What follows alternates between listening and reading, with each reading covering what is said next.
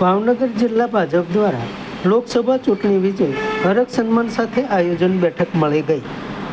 ભાવનગર જિલ્લા ભાજપ દ્વારા લોકસભા ચૂંટણી વિજય માટે હરખ સન્માન સાથે આગામી આયોજનો માટે બેઠક મળી ગઈ।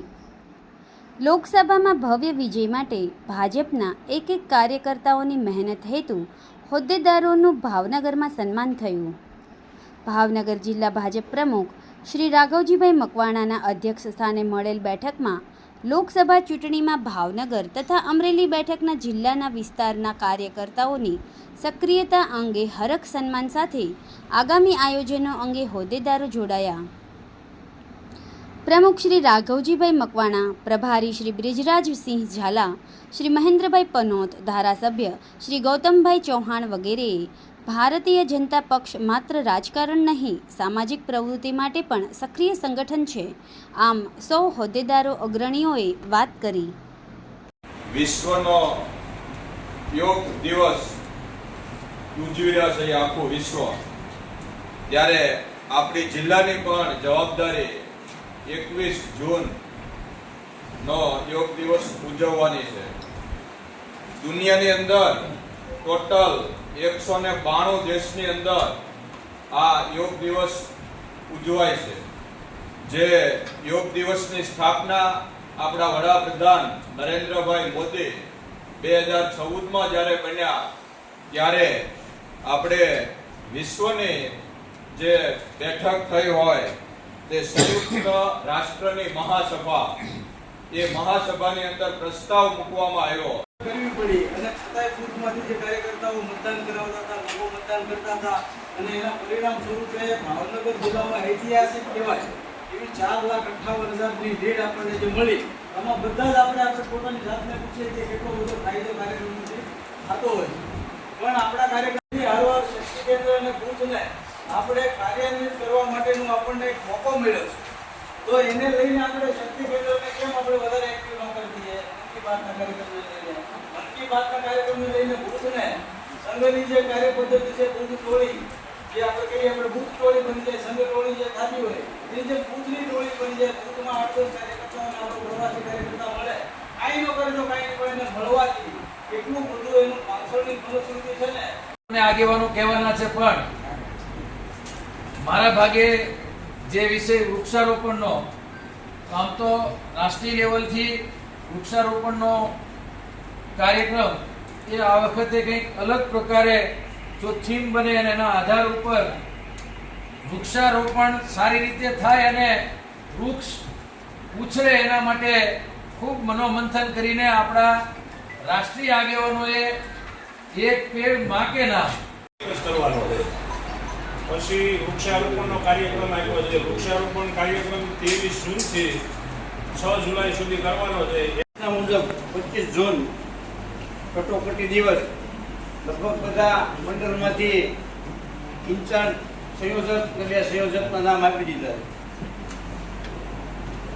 25 જૂન 1975ના રોજ કોંગ્રેસ દ્વારા લોકશાહીને ખતમ કરવાનું કાર્ય જે થયું હતું, એમાં માનવ અધિકારનું હનન, દેશવાસીઓ પર અત્યાચાર અને મીડિયામાં જે સેન્સરશિપ લગાવી અને દેશને જે બાનમાં લીધો હતો, એના ભાગરૂપે આપણે 25 જૂની કટોકટી દિવસ ઉજવીએ છીએ। આ આપણે બધાએ માનની આશીભાઈ પણ પંજાબ ગયા હતા ચૂંટણી માટે।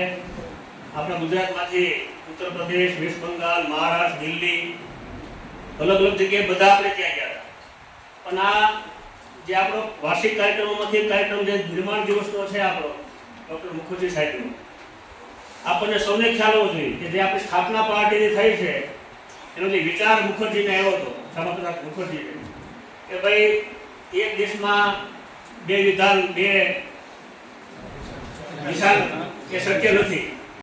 સમાજ સેવા આપણે બધાએ જાણીએ છીએ કે આપણી પાર્ટી માત્ર રાજકારણ નથી કરતી, એની સાથે સાથે સમાજ સેવાના કાર્યક્રમો કરે છે। આજે જે કાર્યક્રમ આપ્યા છે એ બધા જ સમાજની સેવાના કાર્યક્રમો, વૃક્ષારોપણ છે, બ્લડ કેમ્પ છે, યોગ છે, બીજા કાર્યક્રમો બધા એક આમ માણસમાં એક મેસેજ, એવો મેસેજ હોય છે કે ભારતીય જનતા પાર્ટી જે કામ કરે છે એ સમાજના હિતમાં કામ કરતી હોય, સમાજને યોગ્ય માર્ગદર્શન આપે। કામ કરતા એ બધા જ કાર્યકર્તાઓને ખૂબ ખૂબ અભિનંદન આપું છું અને શુભેચ્છાઓ પાઠવું છું કે આપણને સૌરાષ્ટ્રમાં આપણે બીજા નંબરે લીડમાં છીએ. આપણી ગણતરી હતી કે સૌરાષ્ટ્રમાં પહેલો નંબર આવે અને ગુજરાતમાં ત્રીજો નંબર આવે, એના માટે આપણે તનતોડ મહેનત કરી.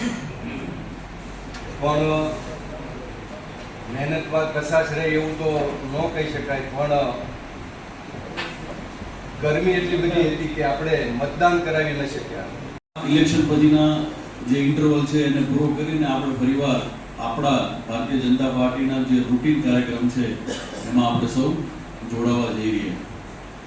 આપણે સૌ જાણીએ છીએ કે જૂન મહિનો એટલે એક પખવાડિયાનો એક કાર્યક્રમ આવતો, આ મહિનો જૂન અને જુલાઈ, એ 23 જૂનથી 6 જુલાઈ, એમાં હવે આપણે 21 જુલાઈને એડ કરીએ. અહીંયા સૌ જવાબદાર કાર્યકર્તાઓએ પોતપોતાની રીતે કાર્યક્રમોની યોજના, એનું આયોજન આપણને જણાવ્યું.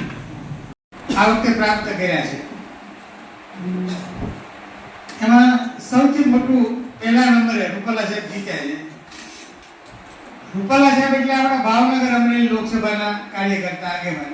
નંબરે મનસુખભાઈ માંડવિયા, આપણા ભાવનગરના. જો આ ભાવનગરના કેટલા ગૌરવ છે એ તમને હું કહું. ત્રીજા નંબરે મનસુખભાઈ માંડવિયા 3,80,000 કરતા વધારે. ચોથા નંબરે એ મંત્રી બન્યા છે એટલે એનું ગૌરવ આપણને. ચોથા નંબરે આપણા ભરતભાઈ સુતરિયા, ભાવનગર અમરેલી લોકસભાના આપણા ઉમેદવાર. મહુવામાં 1 લાખ આસપાસની લીડ બે મંડળની હો. મોહનભાઈ અને રંજીભાઈને હું અભિનંદન આપું છું. અને 2.5 લાખ કરતા વધારે, 4.5 લાખ કરતા વધારે મતોથી જીતે. આપણે તો 5 લાખ કરતા વધારે મતોથી જીતવાની ઈચ્છા હતી. 6-7 સુધી આપણે કહેતા હતા અને જીતી શકે. પણ ઘણા કાર્યકર્તાનું કહેવું એવું છે કે તડકાને કારણે આપણે બોલાવતા તો મતદારો આવતા નહોતા, કારણ કે તડકો જેવો. લાઈક કરો, શેર કરો અને સબસ્ક્રાઇબ પણ કરો. અને હા, ઘંટડી વગાડવાનું ન ભૂલશો. આભાર. સત્ય પોઈન્ટ અહેવાલ, સમાચાર તથા જાહેરાત પ્રસારિત કરવા સંપર્ક સાધો. સત્યપુંજ સમાચાર પ્રસારણ, લબ્ધિ કોમ્પ્લેક્સ, તાલુકા પંચાયત સામે, સિહોર.